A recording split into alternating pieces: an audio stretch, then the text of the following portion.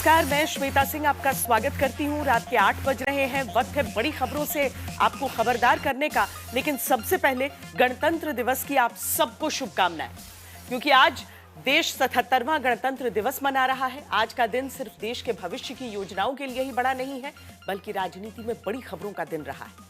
जहां आज सबसे पहले आपको हम ऑपरेशन सिंदूर 2.0 का ट्रेलर दिखाएंगे। बताएंगे कि अब अगला युद्ध होगा तो किन हथियारों से दुश्मन के हौसले भारतीय सेना पस्त करेगी। इसके बाद सोशल मीडिया से सड़क तक पहुंच चुकी उस खबर से खबरदार करेंगे जहां केंद्र में यूजीसी का नया नियम है। आशंका सामान्य वर्ग के छात्रों के मन में है और SC/ST पिछड़ों को भेदभाव से बचाने के नियम पर बीजेपी के सबसे बड़े वोट बैंक से जुड़े लोग सवाल कर रहे हैं। तीसरी खबर देखकर आप कहेंगे कि ये तो गजब सियासत है, जहां शंकराचार्य के सम्मान की चिंता में जियाउर रहमान बर्क और इमरान मसूद फिक्रमंद हैं। चौथी खबर, क्या वीकेंड के साथ कोई भी छुट्टी आने पर आप मनाली जाने की सोचते हैं तो फिर जरूर देखिए किसकी वजह से मनाली में छुट्टी मनाना सजा बन जाता है। और अब आपको ऑपरेशन सिंदूर 2.0 का ट्रेलर दिखाते हैं। आज गणतंत्र दिवस की परेड में आधुनिक होती भारतीय सेना का स्वरूप दिखा। भारतीय सेना खुद को तेजी से बदल रही है। ऑपरेशन सिंदूर अब भी जारी है, इसीलिए कब सेना को पाकिस्तान से दो हाथ करने को मिल जाए, इसके लिए भारतीय सेना हर पल तैयारी कर रही है। भैरव, रुद्र, शक्तिबाण और दिव्यास्त्र भारतीय सेना की नई पहचान बन चुके हैं। ड्रोन, स्वॉर्म टेक्नोलॉजी, साइबर और इलेक्ट्रॉनिक वॉरफेयर ने लड़ाई के मायने बदल दिए हैं। ऐसे में भारतीय सेना भी खुद को जरूरत के अनुसार ढाल रही है। भैरव, रुद्र, अग्नि, शक्तिबाण और दिव्यास्त्र ये केवल प्रतीकात्मक नाम नहीं है, बल्कि भारतीय सेना के उस नए ज्यादा घातक रूप की पहचान है जो वक्त की मांग है। ऑपरेशन सिंदूर 2.0 में पाकिस्तान का इतिहास, भूगोल बदलने की बात लगातार कही जा रही है। रक्षा मंत्री राजनाथ सिंह कह चुके हैं कि पाकिस्तान ने अगर हिमाकत की तो इतिहास, भूगोल बदल देंगे। वो ये भी कह चुके हैं कि कौन जाने कल सिंध फिर से भारत में शामिल हो जाए। वहीं army chief general Upendra Dwivedi भी पाकिस्तान को खबरदार करने वाला बयान दे चुके हैं। उन्होंने कहा कि युद्ध के दौरान जमीन पर कब्जा ही भारत में जीत की असली करेंसी है, इसीलिए थल सेना की अहमियत रहेगी। सवाल यह है कि भैरव, रुद्र, शक्तिबाण और दिव्यास्त्र पाकिस्तान का इतिहास, भूगोल बदलने की तैयारी का ही नतीजा है। क्या आज की परेड में दिखे हथियार ऑपरेशन सिंदूर 2.0 का ट्रेलर है?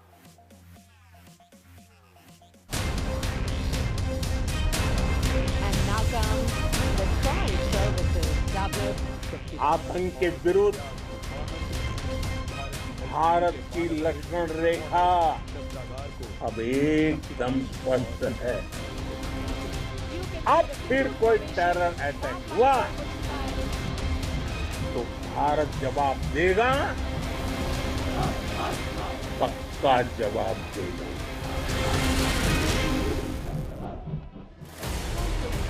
ऑपरेशन सिंदूर 2.0 की तैयारी इस बार की गणतंत्र दिवस परेड में साफ साफ देखी गई। सेना के जवानों के कदम ताल के बीच 26 जनवरी पर जमीन पर अगर ऑपरेशन सिंदूर की झांकी दिखती है तो आसमान में ऑपरेशन सिंदूर का फॉर्मेशन। जब वायुसेना के विमान ऑपरेशन सिंदूर के फॉर्मेशन के साथ गरजते हैं, तालियों की गड़गड़ाहट से पूरा कर्तव्य पथ गूंज उठता है। लेकिन जैसे ही ऑपरेशन सिंदूर का झंडा लेकर भारतीय सेना के हेलीकॉप्टर कर्तव्य पथ के परेड स्थल के ऊपर से गुजरते हैं, प्रधानमंत्री अपने आसन से खड़े हो जाते हैं। झांकी देखकर प्रधानमंत्री भावुक हो जाते हैं, जो सेना के जवानों के प्रति उनके दिल में गहरे सम्मान को दिखाता है।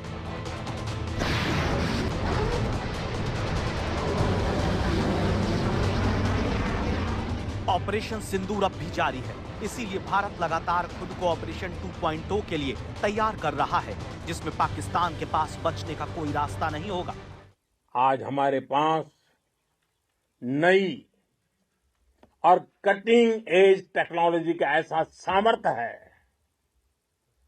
जिसका पाकिस्तान मुकाबला नहीं कर सकता। दुनिया भर में हो रहे युद्ध और ऑपरेशन सिंदूर से सीख लेते हुए भारत ने नई लाइट कॉम्बैट बटालियन भैरव बनाई है।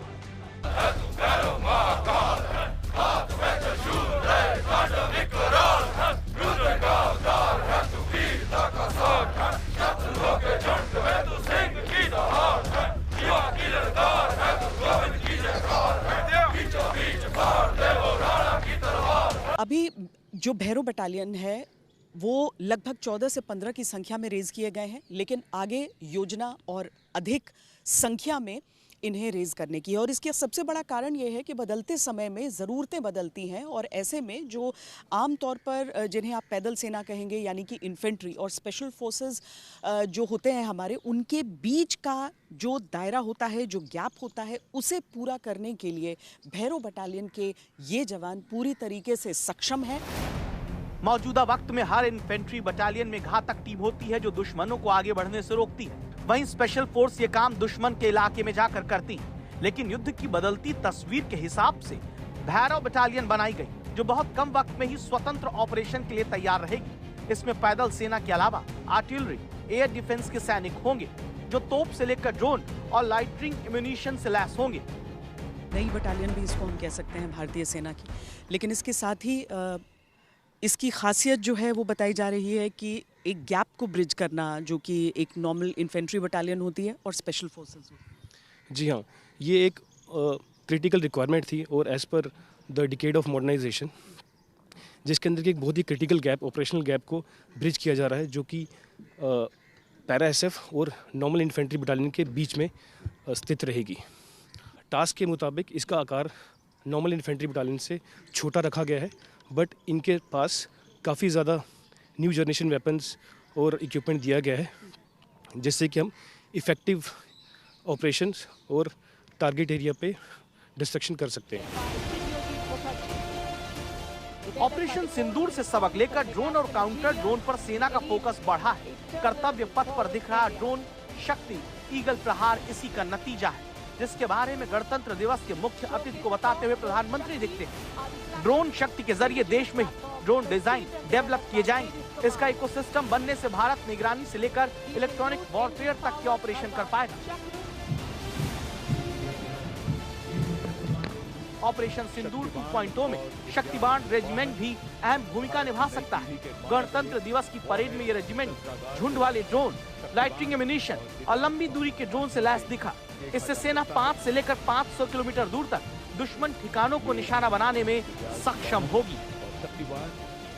गणतंत्र दिवस की परेड में चाहे पाकिस्तान के हमले को नाकाम बनाने वाले स्वदेशी आकाश एयर डिफेंस सिस्टम हो या फिर एक ही बार में मुल्तान और पेशावर को खाक में मिलाने वाली long range anti ship hypersonic missile, जो न सिर्फ समंदर में दुश्मन के युद्धपोत और जहाजों को डुबाएगी बल्कि जमीनी लक्ष्यों को भी तबाह करेगी, तो इस बार की परेड में संदेश साफ है कि ऑपरेशन सिंदूर तो ट्रेलर था।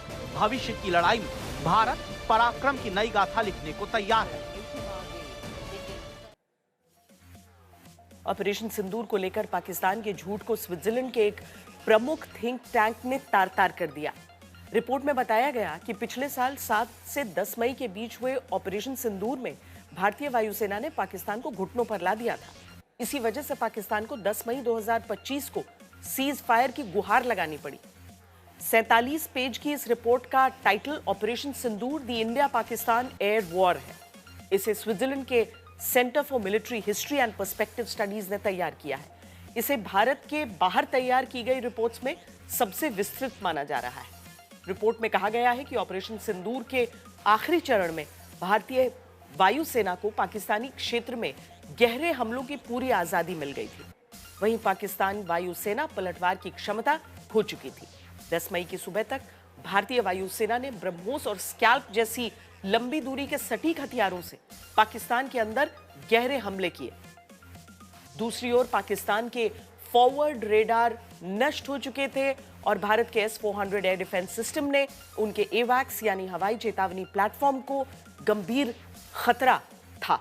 इसे देखते हुए ही 10 मई 2025 की दोपहर को पाकिस्तानी सेना ने युद्ध विराम की गुहार लगाई, जिसे भारत ने स्वीकार कर लिया।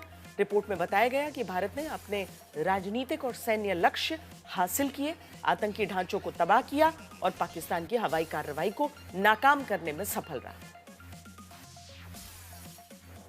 गणतंत्र दिवस पर चीन ने भी बधाई दी।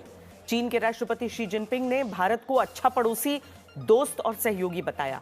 बड़ी बात यह है कि जिस वक्त दुनिया भारत की सेना की बढ़ती ताकत पर मुहर लगा रही है, वहीं चीन से तख्ता पलट की कोशिशों की खबर है। क्या चीन में सेंट्रल कमीशन के वाइस चेयरमैन झांग युक्सिया ने शी जिनपिंग का तख्ता पलट करने की कोशिश की? अमेरिकी अखबार वॉल स्ट्रीट जर्नल की रिपोर्ट के अनुसार झांग युक्सिया पर चीन के परमाणु हथियार के से जुड़ी खुफिया जानकारी अमेरिका को लीक करने का आरोप है, लेकिन उन पर सबसे बड़ा आरोप शी जिनपिंग के प्रति वफादारी न रखने का भी है। अमेरिकी अखबार वॉल स्ट्रीट जर्नल के संपादकीय में कहा गया है कि झांग ने जिनपिंग के अधिकार को कमजोर करने की कोशिश की और सेना पर कम्युनिस्ट पार्टी के नियंत्रण को नुकसान पहुंचाया, लेकिन चीन पर नजर रखने वाले इससे आगे तख्तापलट की कोशिशों का दावा कर रहे हैं। चीन में असली बात सामने नहीं आती है, इसीलिए सेंट्रल कमीशन के वाइस चेयरमैन को जैसे ही 24 तारीख को पद से हटाने की बात सामने आई तो सबका माथा ठनका, क्योंकि जिनपिंग के करीबी रहे झांग चीन की सेना में सभी बड़े फैसले ले रहे थे, लेकिन उन पर अब भ्रष्टाचार के आरोप की जांच हो रही है, जो गंभीर बात है। जब जिनपिंग आज से 3 साल पहले तीसरी बार राष्ट्रपति बने थे, तब उनमें झांग ने भी मदद की थी। अब सवाल यह है कि जिनपिंग ने अपने इतने करीबी अफसर को क्यों हटाया, क्यों अचानक उनके गिरफ्तार होने के दावे हुए? क्या इसकी वजह तख्ता पलट की कोशिश है, जिसे लेकर तमाम दावे हो रहे हैं? शी जिनपिंग चीन की सेंट्रल मिलिट्री कमीशन के 6 में से 5 जनरलों को हटा चुके हैं। झांग युक्सिया के अलावा हे विडोंग, मियाओ हुआ, लियू जेनली और ली शांगफू इस फहरिस्त में शामिल हैं। झांग शेंगमिन ही सेंट्रल मिलिट्री कमीशन के अकेले सदस्य बचे हैं। इससे पहले साल 2024 में जिनपिंग ने चीन के रक्षा मंत्री डोंग जून को हटाया था, लेकिन झांग युक्सिया को लेकर जो दावे हो रहे हैं उससे सवाल उठता है कि क्या चीन में विद्रोह की आग धधक रही है? चीन के अंदरूनी घमासान से खबरदार रहना जरूरी है, क्योंकि देखा जाता है कि चीन अक्सर ऐसे हालात में ज्यादा आक्रामक हो जाता है। और अब आपको हम उत्तर प्रदेश की राजनीति में धीरे धीरे बड़े होते उस मुद्दे से खबरदार करते हैं जहां बीजेपी का ही सबसे मजबूत वोट बैंक सवाल उठा रहा है। ये वोट बैंक है सवर्ण वोट का, जिसका 80% तक हिस्सा उत्तर प्रदेश में बीजेपी पाती आई है। लेकिन अब चुनाव में 12 महीने से भी कम वक्त बचा है, तब एक एक करके ऐसे मसले सामने आते जा रहे हैं जिसके बाद बीजेपी को वोट करने वाला हिंदू सवर्ण वोट फिलहाल बेचैन नजर आ रहा है। आप कहेंगे कैसे? इसीलिए पहले मुद्दों पर गौर करिए। पहले यूपी में बीजेपी के ब्राह्मण विधायक बैठक करते हैं, तब नए नए बने यूपी के बीजेपी अध्यक्ष पंकज चौधरी ब्राह्मण विधायकों की बैठक पर नाराजगी जताते हैं, कहते हैं ऐसा नहीं होना चाहिए। फिर काशी में मणिकर्णिका घाट के विस्तार और विकास की योजना के दौरान प्रशासन पर लापरवाही करने, मूर्तियों को तोड़ने का आरोप लगता है। इसके बाद प्रयागराज में चलते माघ मेले के दौरान शंकराचार्य स्वामी अविमुक्तेश्वरानंद के पालकी पर ही संगम तक जाने से रोकने पर उनके शिष्यों पर पुलिस की तरफ से खींचतान, मारपीट का आरोप लगता है। इस बीच यूजीसी इक्विटी रेगुलेशंस 2026 आ जाता है, जिसका मकसद सरकारी कॉलेजों और यूनिवर्सिटीज में भेदभाव खत्म करना सरकार बताती है, लेकिन सवर्ण वर्ग से आने वाले छात्रों के साथ इसे अन्याय बताने का दावा करते हुए सोशल मीडिया से लेकर धीरे धीरे सड़क तक विरोध आने लगा है। यहां तक कि अब उत्तर प्रदेश में बरेली के सिटी मैजिस्ट्रेट अलंकार अग्निहोत्री ने इस्तीफा दे दिया है। इस्तीफे की वजह यूजीसी का नया नियम और शंकराचार्य अविमुक्तेश्वरानंद के शिष्यों की पिटाई बताई। अलंकार अग्निहोत्री अपने घर के बाहर एक पोस्टर लिए दिखे, जिस पर लिखा था यूजीसी रोल बैक, काला कानून वापस लो। शंकराचार्य और संतों का यह अपमान नहीं सहेगा हिंदुस्तान। इस खबर के अब 2 पहलू हैं। एक पक्ष सवाल पूछता है कि ये कैसे सिटी मैजिस्ट्रेट, ये कैसे अधिकारी हैं जो धर्म और जाति के आधार पर सवाल उठाकर इस्तीफा देते हैं। दूसरा पक्ष जो पूछता है कि क्या सवर्ण विधायक सांसद जब कुछ नहीं बोल पा रहे हैं तब एक अधिकारी ने हिम्मत दिखाई है। एक सवाल यह भी है कि क्या अगले साल होने वाले चुनाव से पहले ये तैयारी है। यूजीसी हटाओ, यूजीसी हटाओ। अपने युवा का नहीं सहेगा हिंदुस्तान, अपने युवा का नहीं सहेगा हिंदुस्तान। अब तक जो चर्चा सोशल मीडिया पर चलती रही, सड़क तक अब आ चुकी है। सिर्फ उत्तर प्रदेश नहीं, मध्य प्रदेश में भी आवाज यूजीसी के नए रेगुलेशन को लेकर उठने लगी। कानून वापस करो। गणतंत्र दिवस के दिन अचानक उत्तर प्रदेश में हलचल मची, जब हाथ में पोस्टर लेकर अपने ही सरकारी आवास के बाहर कुर्सी छोड़कर बरेली के सिटी मजिस्ट्रेट अलंकार अग्निहोत्री खड़े हो गए, ये कहते हुए कि यूजीसी रोल बैक, काला कानून वापस लो। 5 पन्ने की चिट्ठी लिखी सिटी मजिस्ट्रेट ने कह दिया, यूजीसी के नए नियम से देश के हर कॉलेज यूनिवर्सिटी में सामान्य वर्ग के बच्चों का अब पिसना तय है। यूजीसी का जो रेगुलेशन है 2026 का, जो 13 जनवरी को जो गजट रिलीज हुआ है, उसमें सामान्य वर्ग के अभ्यर्थी जो या विद्यार्थी जो यूनिवर्सिटी में पढ़ेंगे उनको स्वघोषित अपराधी मान लिया गया। सामान्य वर्ग का आदमी जो अभ्यर्थी है, विद्यार्थी अपराधी है। आपका बेटा बेटी अगर पढ़ने में होशियार होगा, कोई भी उस पर ईर्ष्यावश ऐसा आरोप लगा सकता है कि भेदभाव कर रहा है, उसका पूरा करियर खराब कर सकता है। आपकी बेटी पर किसी की बुरी नजर है, उस पर कोई भी आरोप लगा सकता है और बेटी का शारीरिक एवं मानसिक शोषण कर सकता है। सिटी मजिस्ट्रेट के यूजीसी नियम को काला कानून बताकर इस्तीफा देते ही समर्थन में ब्राह्मण सभा से जुड़े लोग आ गए। ये बर्दाश्त नहीं होगा। मंगल पांडे कल भी इसी धरती में पैदा हुए थे, चंद्रशेखर यहीं पैदा हुए थे। अगर इनको क्रांति चाहिए तो क्रांति मिलेगी, अगर इनको खून चाहिए तो खून मिलेगा। अगर बात समझ में आती है तो जल्दी से इस कानून को वापस ले लें, वरना स्थितियां इनके बस के बाहर हो जाएंगी। बरेली की तरह मुजफ्फरनगर में सवर्ण सभा के लोग प्रदर्शन करने उतरे। ये वो समाज है, स्वर्ण समाज, इन्होंने इन लोगों को 99% वोट दी और आज पूरे ही देश में सड़कों पर आना पड़ रहा है। ये जो यूजीसी का कानून है, ये काला कानून ये ले गए हैं। हम चाह रहे थे योगी जी आ जाए दोबारा, लेकिन यूजीसी उल्टी गिनती शुरू। सवाल पूछा जा रहा है, सामान्य वर्ग के जिन लोगों के लिए यूजीसी के नए नियम को काला कानून कहा जा रहा है, क्या केवल वो कुछ लोग मान रहे हैं? सांसद विधायक क्यों इस पर कुछ नहीं बोल रहे? मेरे माननीय विधायक, माननीय जो एमपी एमएलए हैं, जो हमारे ब्राह्मण समाज के हैं, जिनके द्वारा कोई भी वक्तव्य या कोई भी विरोध दर्ज नहीं किया जा रहा है और एक तरीके से वो कॉर्पोरेट कंपनी के एम्प्लॉय के रूप में काम कर रहे हैं। जब तक कॉर्पोरेट कंपनी के सीईओ नहीं बोलेंगे तब तक उनका दायां या बायां हाथ नहीं लेगा। अभी भी उनसे आह्वान है, यदि वो चाहते हैं कि समाज के साथ खड़े होना, तो अभी मेरा उनसे आह्वान है, थोड़ी सी रीढ़ शर्म हया बची हो तो अपने समाज के साथ खड़े हों। 13 जनवरी 2025 वो तारीख है जब यूजीसी ने ऐसा नियम जारी किया जो कॉलेज और यूनिवर्सिटी में जाति आधारित भेदभाव को खत्म करने के लिए बनाए गए। लेकिन अब सामान्य वर्ग के छात्र इन नियमों को पक्षपातपूर्ण कह रहे हैं। इस नियम को लेकर सामान्य वर्ग के नेता, विधायक, सांसद खुलकर कुछ नहीं बोलते, लेकिन ऑफ कैमरा बहुत कुछ बोलते हैं। क्या वाकई सामान्य वर्ग के छात्रों के साथ भेदभाव की बात है या केवल डर दिखाया जा रहा है? शुरुआत से समझते हैं। बात पिछले साल जनवरी की है।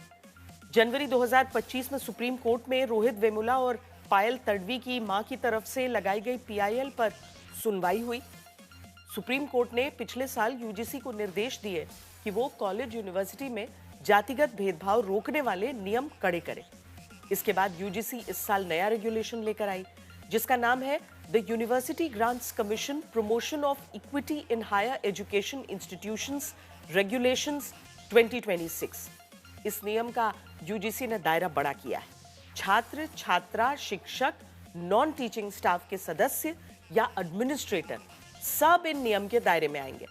अनुसूचित जाति, अनुसूचित जनजाति, सामाजिक और शैक्षिक स्तर पर पिछड़ा वर्ग, आर्थिक पिछड़ा वर्ग और दिव्यांगों के प्रति होने वाले भेदभाव को रोकना मकसद है। नए नियमों के अनुसार हर उच्च शिक्षण संस्थान को एक इक्वल अपॉर्चुनिटी सेंटर यानी ईओसी बनाना अनिवार्य होगा।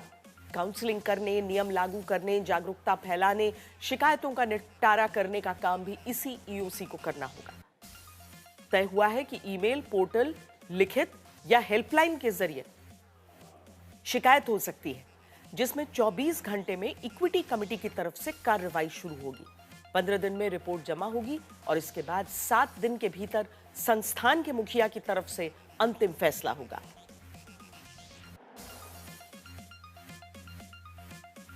ये तो बात हो गई कि ये नया नियम क्या है और ये कैसे काम करता है। चलिए अब आपको बताते हैं कि आखिर इस नियम को लेकर विरोध क्यों हो रहा है। पहली चिंता सवर्ण वर्ग के लोगों को यही है कि जब 2012 के नियमों में ओबीसी नहीं थे तो अब उन्हें क्यों शामिल किया गया?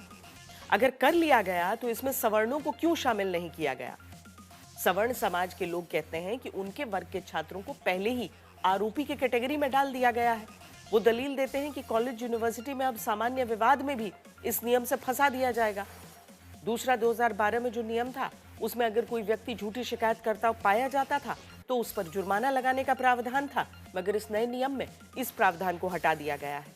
इस पर छात्रों का कहना है कि अब तो कोई भी व्यक्तिगत दुश्मनी निकालने के लिए किसी पर भी झूठा आरोप लगा देगा, वो भी बिना किसी डर के। हालांकि ये सब दावे हैं या आशंका है। निश्चित तौर पर इनके बारे में यूजीसी की तरफ से ये सोचा गया होगा। लेकिन फिलहाल सवर्ण समाज के छात्र छात्राओं और लोग सवाल उठा रहे हैं।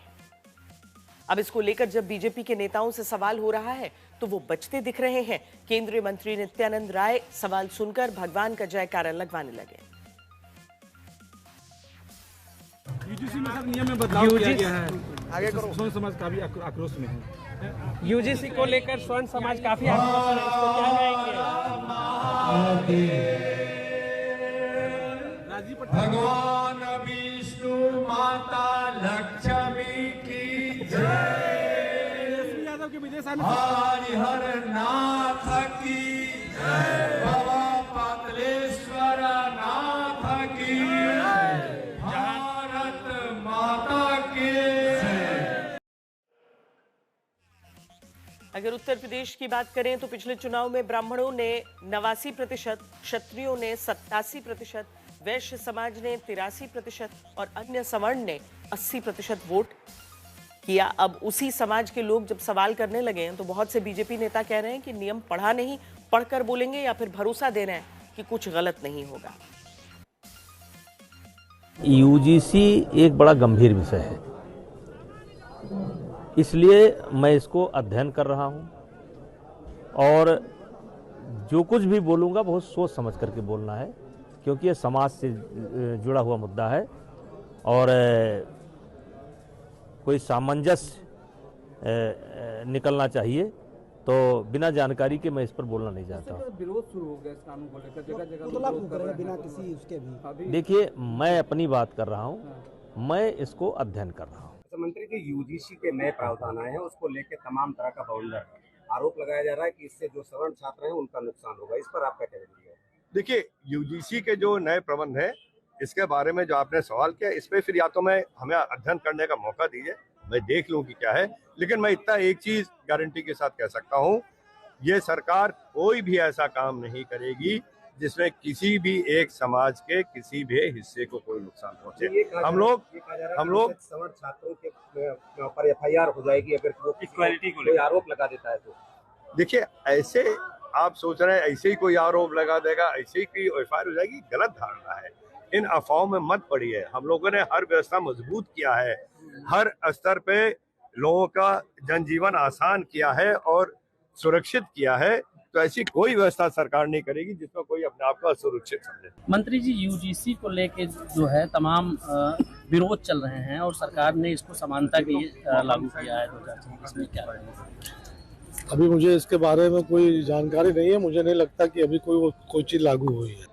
यूजीसी को लेकर लगातार देखा जा रहा है सवर्ण समाज विरोध कर रहा है, उसको लेकर क्या वक्तव्य है? देखिए, वो सब ठीक होगा, अंतोगत तक ठीक होगा, तब तक सब विचार हो रहा है, विभिन्न स्तरों पे बातें चल रही हैं, लेकिन वही होगा जो लोक हित में होगा, जनहित में होगा और राष्ट्र में होगा। यूजीसी बिल को लेकर उसका अध्ययन हो रहा है, चिंता मत करिए। देश के यशस्वी प्रधानमंत्री नरेंद्र मोदी जी ने ही ईडब्ल्यूएस के माध्यम से स्वर्ण समाज को आरक्षण दिया है। हजारों हजार लोग पूरे देश में, मैं जानता हूं हजारों लोगों को जो ईडब्ल्यूएस के आरक्षण में आज सरकारी नौकरी बने। किसी के साथ नाजायज नहीं होगा, यह मैं बता सकता हूं। मैं बताया ना आपको, मैं आपको बताया किसी के साथ जो है नाजायज देश के यशस्वी प्रधानमंत्री जी नहीं होने देंगे। एक हफ्ते से ज्यादा वक्त बीत रहा है, उत्तर प्रदेश में हिंदू वोट की लड़ाई रुक नहीं रही। शंकराचार्य विवाद में अब खुद को बड़ा सनातनी बताने की होड़ शुरू हो गई है। एक और बीजेपी है जो समाजवादी पार्टी पर मुस्लिम तुष्टीकरण में हिंदू बहुसंख्यक को भुला देने की बात करती है। दूसरी तरफ अखिलेश यादव बीजेपी के सनातनी होने पर सवाल उठाते हैं। यहां तक कि संभल और सहारनपुर से विपक्ष के मुस्लिम सांसद तक शंकराचार्य के सम्मान पर बीजेपी को घेरते हैं।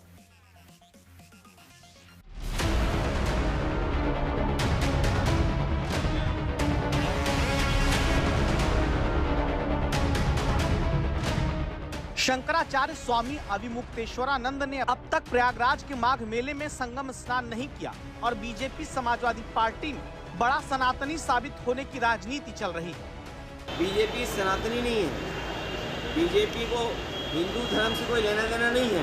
आप बताइए, शंकराचार्य हमारे सबसे बड़े पूजनीय, सबसे सम्मानित, सबसे बड़ी ऊंची प्रतिष्ठा में बैठने वाले लोग, उनके साथ व्यवहार पुलिस ने क्या किया? हालत ये कि जो बीजेपी समाजवादी पार्टी पर मुस्लिम तुष्टीकरण का आरोप लगाती रही, जो बीजेपी संभल से अखिलेश यादव के सांसद को हिंसा भड़काने का आरोपी कहती है, वो जियाउर रहमान बर्ग तक शंकराचार्य के अपमान पर बीजेपी को घेरने लगे। अभी तक तो इस प्रदेश देश के अंदर हमारे मुसलमानों के साथ में जो धर्मगुरु हैं उनके साथ में ज्यादती हो रही थी, लेकिन अब हिंदू समाज के जो हमारे शंकराचार्य जी हैं उनके साथ में भी ऐसी घटना देखने की मिली। ये अफसोस की बात है।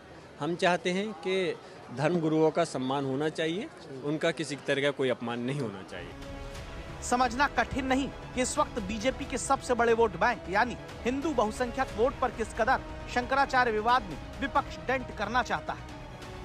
जहां कांग्रेस के सांसद इमरान मसूद तक शंकराचार्य के सम्मान में खुद मैदान में उतर पड़ते हैं। सनातन धर्म के सर्वोच्च पद पर बैठे हुए व्यक्ति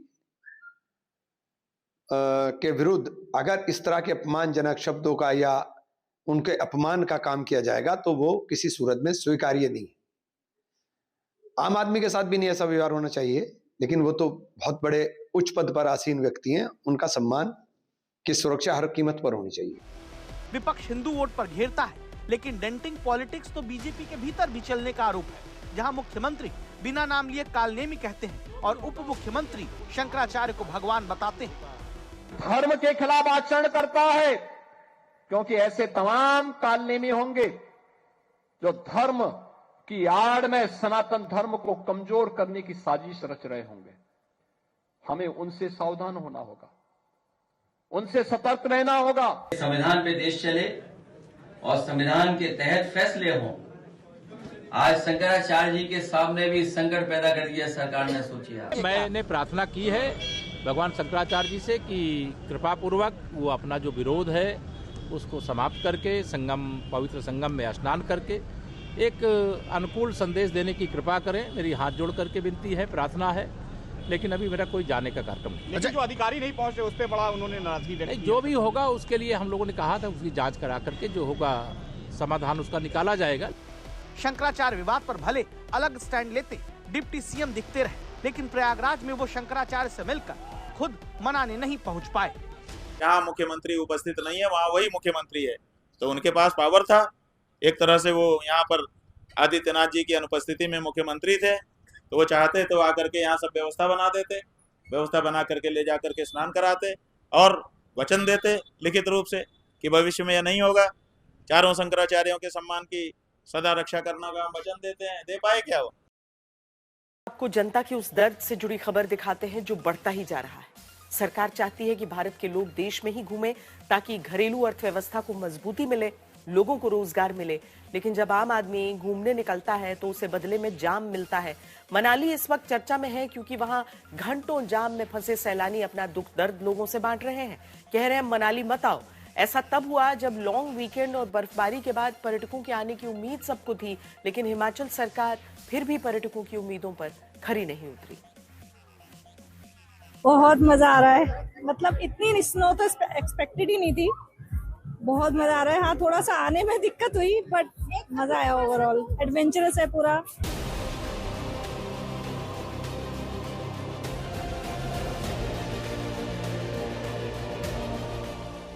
मनाली में बर्फबारी की रील देखकर सुकून के लिए गए लोगों को खाने के लाले पड़ गए, वो पानी के लिए तरस गए। टॉर्चर कुछ ऐसा कि लोग सोशल मीडिया पर मनाली से हाथ जोड़कर रुआसे होकर अपील करने लगे कि चाहे जो हो जाए छुट्टी में मनाली मत आना। मैं और मेरा भाई मनाली आ चुके हैं। मेरी रिक्वेस्ट है कोई मनाली मत आना। जो हमारी हालत हुई है ना वो मैं बाद में बताऊंगी, बिकॉज हम लोग कल 9 बजे से लेकर अभी तक सिर्फ स्नो के पास थे। मतलब इतनी स्नो कि मैं बता नहीं सकती। स्नो का तूफान आ गया और हम लोग कम से कम 6 घंटे से पैदल चल रहे हैं और हमारी हालत बहुत खराब हो चुकी है। हिमाचल प्रदेश के कुल्लू जिले में आने वाला मनाली पर्यटकों की पहली पसंद होता है, लेकिन रविवार को लगातार दूसरे दिन हजारों पर्यटक यहाँ फंसे रहे। बर्फीली सड़क, लंबे ट्रैफिक जाम ने इस शहर को ठप कर दिया। जो लोग सोच रहे थे कि बर्फ में खेलते हुए अपना सोशल मीडिया अकाउंट अपडेट करेंगे, वो लोग सड़कों पर बैग खींचते दिखे। मनाली में कोई कमरा तलाश रहा था तो कोई खाना ढूंढ रहा था। मनाली में 26 जनवरी की छुट्टियां मनाने आए लोग बर्फबारी और जाम में रात भर कार में कैद भी नजर आए। जब मदद के नाम पर प्रशासन पहुंचा तो अपनी नाकामी छिपाने के लिए सैलानियों को ही कोसता दिखा, जबकि उसके पास इस बात का कोई जवाब नहीं था कि वो क्यों जाम नहीं खुलवा पाया। सोचिए, जिस प्रशासन के कंधे पर जनता की मदद करने की जिम्मेदारी, वही जनता से कहता है कि वो क्यों आए, जबकि विदेशों में इससे ज्यादा बर्फ पड़ती है, लेकिन वहां पर प्रशासन का रवैया मदद का होता है। यहाँ पे कोई पुलिस का बंदा कोई भी दिखाई नहीं दे रहा है, प्रशासन की कोई मतलब व्यवस्था नहीं है। मान लो कोई और भी होता तो आर्मी होती ना यहाँ पे सर, तो रोड भी खुलवा देते, लेकिन पुलिस का तो कोई बंदा तक नहीं दिखाई दे रहा है। तो बहुत दिक्कत है सर, बहुत प्रॉब्लम हो रखी है अभी यहाँ पे, बहुत ज़्यादा पूरा हाईवे जाम है, गाड़ियों में तेल खत्म हो गया है, बच्चे मतलब परेशान हो रखे हैं, बहुत दिक्कत है सर।